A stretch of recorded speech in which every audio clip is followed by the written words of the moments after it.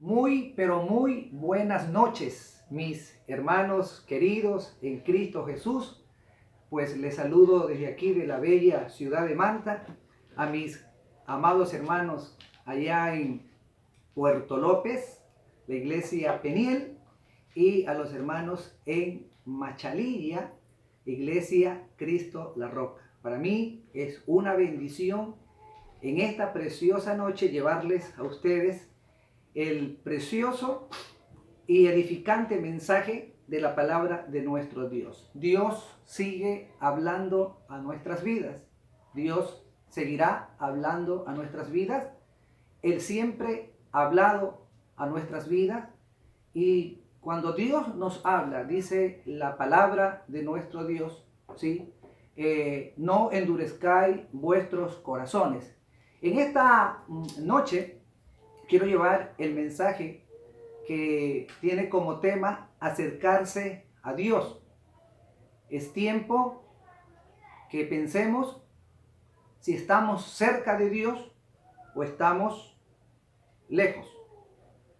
Si ha habido cierto distanciamiento por muchas razones o por obvias razones, y tomar la actitud y el proceder de acercarnos. Tanto el inconverso como el convertido, Dios lo llama a acercarse, no a distanciarse, sino a acercarse.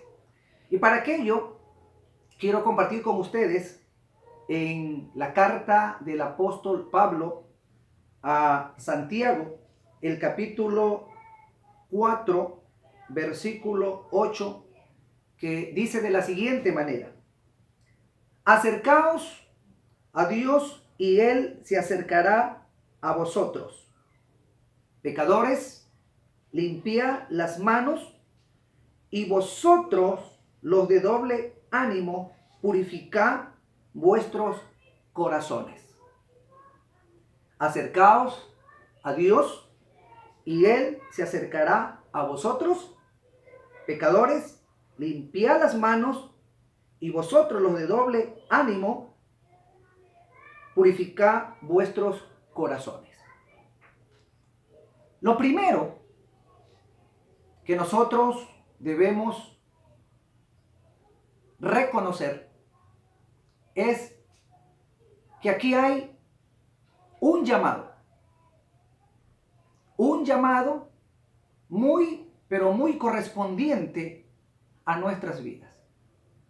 Segundo, vemos una iniciativa bastante particular, única de nuestro Dios. Una iniciativa con un interés benéfico para el ser humano.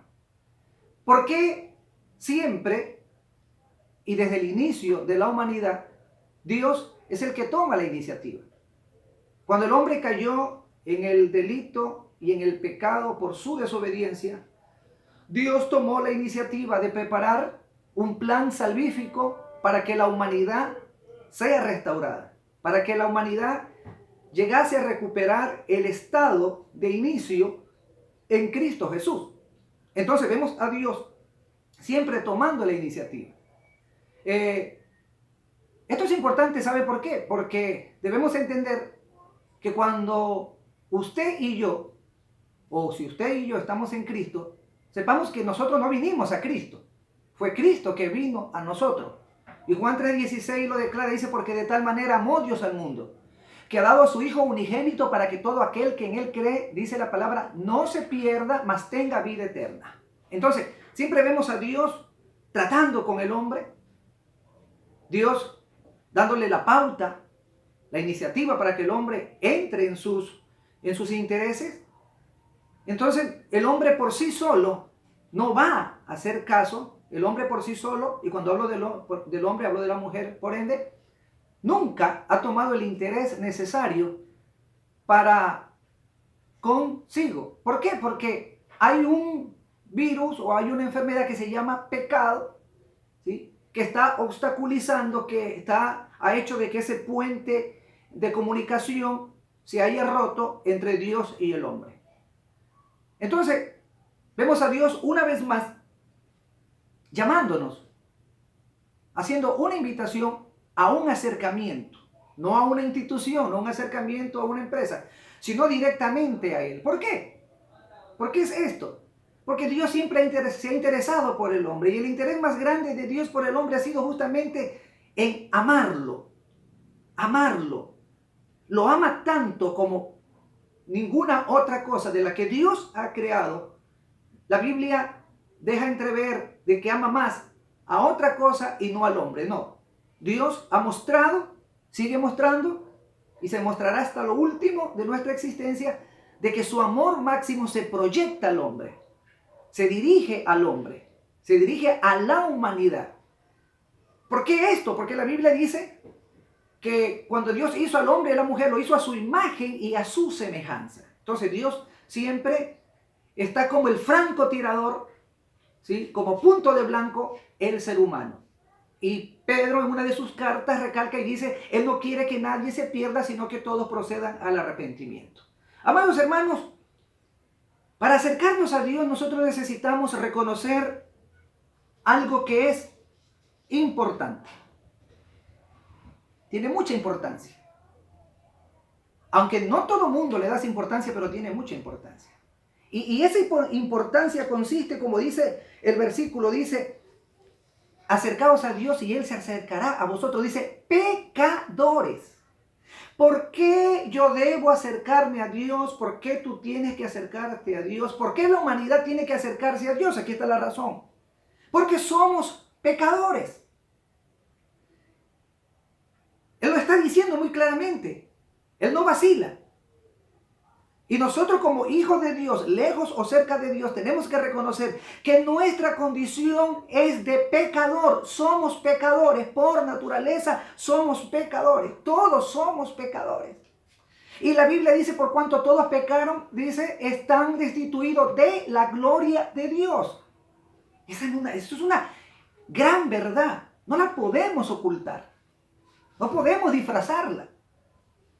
No podemos disfrazarla con siendo buenas personas, siendo buenos amigos, siendo buenos padres, siendo buenos hijos, siendo buenos abuelos, siendo buenos trabajadores. No podemos taparla, esa gran verdad. No podemos cubrirla. Una cosa es tapar al sol con mi dedo desde muy cercano de mi ojo, pero no puedo tapar al sol en su gran dimensión y en su extensión de la realidad. Desde aquí yo puedo tapar, ¿sí? Muy cerca de mi ojo el sol. Pero desde el sol, imposible.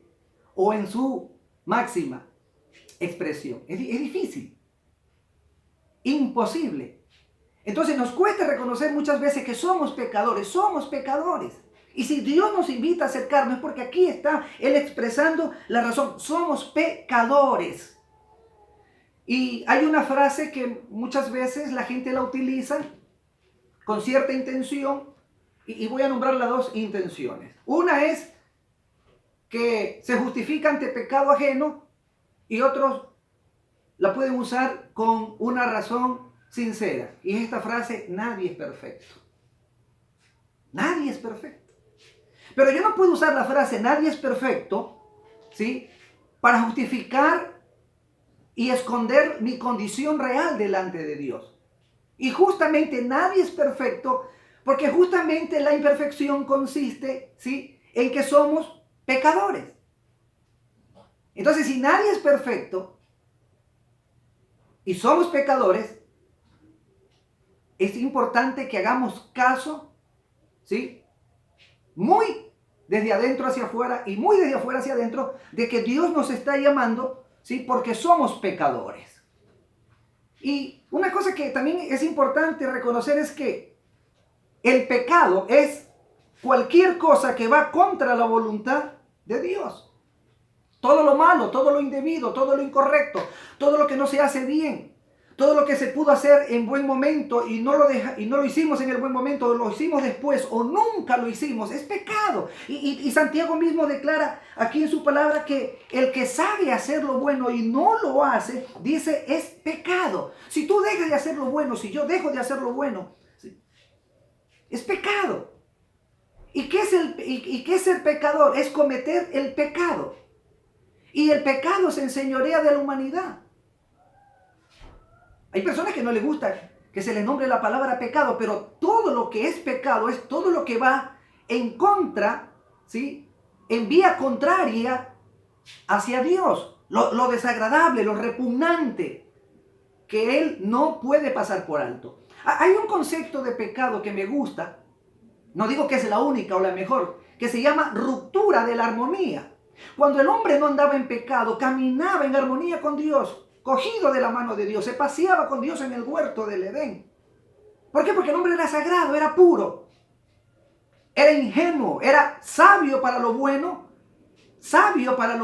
e ingenuo para lo malo. Pero ¿qué hizo el pecado? El pecado volteó la situación, le dio un giro en contraoposición a Dios. El pecado que hace al hombre lo hace sabio para lo malo, pero ingenuo para lo bueno. Y Dios nos creó sabio para lo bueno y totalmente, ¿sí?, ingenuo para lo malo. Amén. Entonces, el pecador o el pecado puede ser o se puede dar de un pensamiento, de una acción, de una palabra mal dirigida, de un acto bueno y sobre todo, cómo es resaltable y también no lo queramos hacer.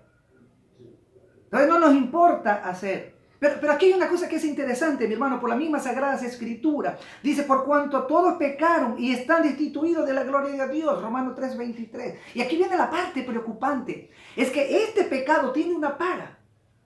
Y la Biblia dice, porque la paga del pecado es muerte.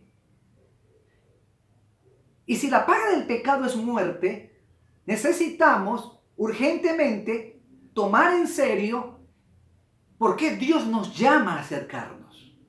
Porque Él está interesado de que tú no mueras en delito y en pecado. Porque Él quiere hacer de ti una vida extraordinaria, una vida de élite, una vida extraordinaria, una vida única, transparente. Porque para eso Dios nos invita a acercarnos, por medio de su palabra, a Cristo, para llevar una vida de élite.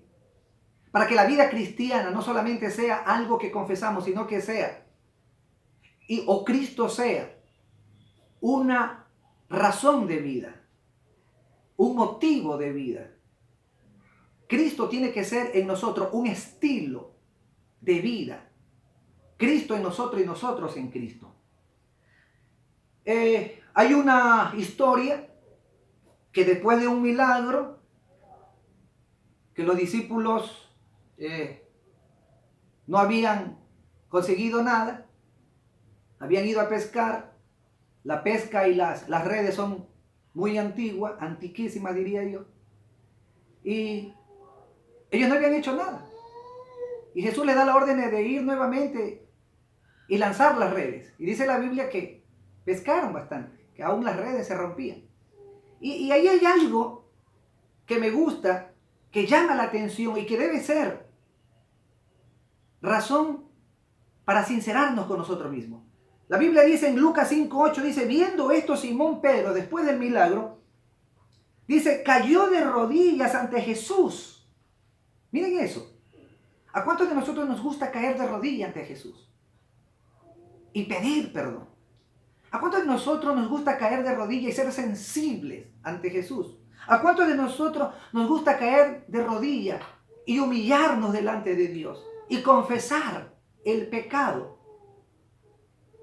Arrepentirnos del pecado, liberarnos del pecado. Porque escucha esto, amado hermano, lo único que hace para que el pecado sea perdonado es la confesión. La confesión es liberadora. Cuando nosotros confesamos el pecado, nos liberamos. Pero si ocultamos el pecado, dice la Biblia, no prosperamos. Y Jesús, viendo esto y viendo aquello, se agrada tanto cuando Pedro le dice, apártate de mí, Señor, porque soy hombre pecador. Qué bárbaro, ¿no? Qué confesión.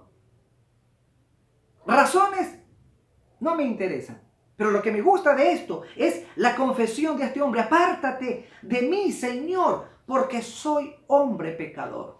O si fue por el milagro o por esa gran impresión del milagro, pero lo que me gusta es la declaración de Pedro tan sincera.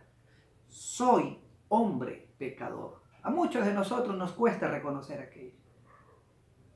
A muchos de nosotros queremos ocultar esta gran verdad, que es el motivo, la razón de nuestra naturaleza pecaminosa, de nuestra parte caída. El pecado es manifestación de todo lo que se llama caído del ser humano, la parte caída del ser humano. Y por eso el Señor nos invita a acercarnos. Por eso el Señor nos invita a que tengamos un genuino arrepentimiento. Y el genuino arrepentimiento no es ni frío ni calculador. Y esa es la manera más extraordinaria de podernos acercar a Dios. Es teniendo un genuino arrepentimiento. Es decir, que veamos al arrepentimiento con una gran importancia. ¿Qué importancia tiene para ti, hermano, mi hermana, el arrepentimiento? Mira que en el arrepentimiento Dios llama y dice de la siguiente manera, dice, afligidos y lamentad y llorad, vuestra risa se convierta en lloro y vuestro gozo en tristeza. Humillaos delante del Señor y Él os exaltará. Mira la condición. Arrepentimiento significa confesión de pecado, ¿sí? Pero ese arrepentimiento también manda que tenga en nosotros, ¿sí?, la mayor importancia. Porque en el arrepentimiento hay confesión de pecado. Y el arrepentimiento, amados hermanos, consiste en ¿qué? Es envolvernos a Dios rendidos y dolidos por el pecado. Rendidos y dolidos por el pecado. ¿Qué es el arrepentimiento también? Es que el arrepentimiento comienza con el llamado de Dios. El arrepentimiento no es una iniciativa humana. El arrepentimiento no es una intuición humana. El arrepentimiento no es un acto de chiripazo del ser humano. No, el arrepentimiento es un llamado que Dios nos hace, que Dios lo otorga. Diariamente Dios está llamando al arrepentimiento. Por eso la Biblia dice, Dios no quiere que nadie se pierda, sino que todos procedan al arrepentimiento. Si no hay arrepentimiento, hay perdición. Si no hay arrepentimiento, no hay salvación. Si no hay arrepentimiento, no hay vida eterna. Nadie es bueno, ¿sí? O nadie piensa que por bueno tenemos acceso a Dios. No, Dios demanda que se restituya. No restituyamos cada uno de nosotros, que si hemos hecho algo malo, algo indebido, conociendo o no conociendo a Dios, Dios demanda de que nosotros revirtamos el asunto. ¿Por qué? Porque el pecado es índole de conducta. El pecado es cuestión de conducta. Y el pecado es como el virus que le da a la computadora. Aún los más expertos en computación saben que el virus de la computadora no tiene estado físico. Nadie conoce el virus de la computadora. Pero los expertos en computadora saben cuándo una computadora tiene virus, ¿sí? Es decir, se sabe que el virus está en la computadora por los efectos. Y los efectos son terribles. Todo lo procesado de la computadora, toda la información por los virus se pueden distorsionar y aún hasta desaparecer. Entonces, el pecado en nosotros es así. Es cuestión de conducta, de decisión, de pensamiento, de acción, de palabras. Pero el pecado no lo conocemos físicamente. Pero sí va contra los principios divinos, contra las actitudes divinas de nuestro Dios que denigran su santidad.